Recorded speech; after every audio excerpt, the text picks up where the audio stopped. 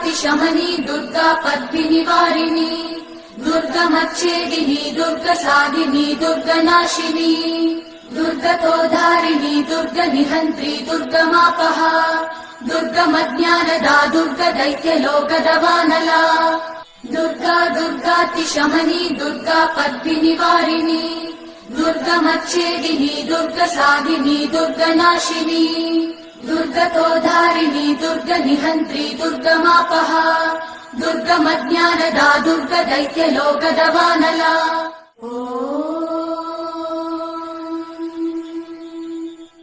अथ श्रीदुर्गा सप्तशती प्रथमोऽध्यायः विनियोगः।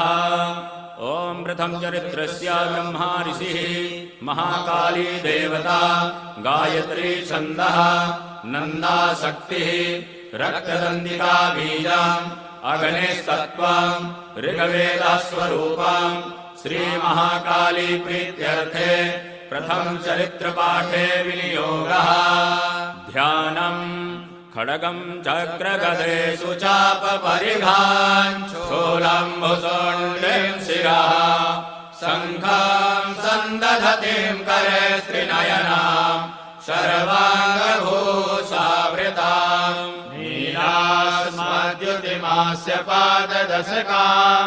सेवे महाकालिकां यामस्तौषपिते हरौ कमलजो हन्तुं मधुं कैटभम्। ॐ नमः चण्डिकायै। ॐ ऐं मार्कण्ड्य उवाच सावर्णे सूर्यतनयो यो नो कथ्यते श्रमः निशामयतदुत्पत्तिं विस्तरात् गदितो मम महामायानुभावेन यथा मन्वन्तराधिपः स बभूव महाभागः सावर्णस्तनयो रमेः स्वारोचिसेन्तरे पूर्वं चैत्रवंशसमुद्भवः सुरथो नाम राजा भो समस्ते क्षितिमण्डले अस्य पालया सम्यक् प्रजापुत्राणि पौरसान् बभूवुः शत्रवो भूपाकुला विध्वंसिनस्तथा तस्य तैर्भवति युद्धम् अतिप्रबलदण्डिनः न्यूनैरपि शतैर्युद्धे कोला विध्वंसिभिर्जितः ततः स्वपुरमायातो निजदेशाधिपो भवत्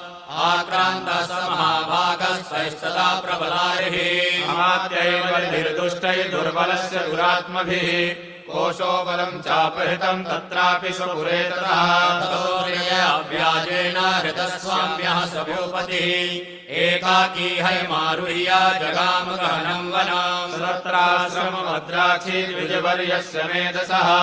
प्रशान्तस्वापदाकीर्ण मुनिशिष्योपशोभितः हस्तौ कञ्चित् कालं च मुनिना तेन सद्गतः